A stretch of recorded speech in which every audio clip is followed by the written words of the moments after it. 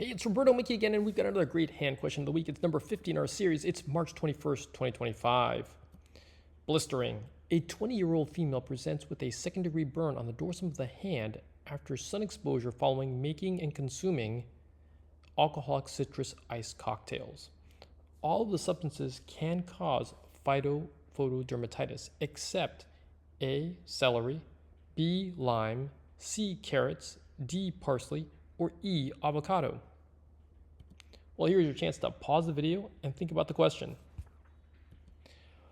Phytophotodermatitis, or margarita burn, is a skin non-immunological reaction to skin contamination with certain plants and exposure to UV light.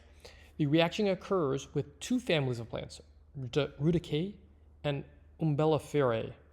These families include common edible plants such as citrus, parsley, carrots, and celery.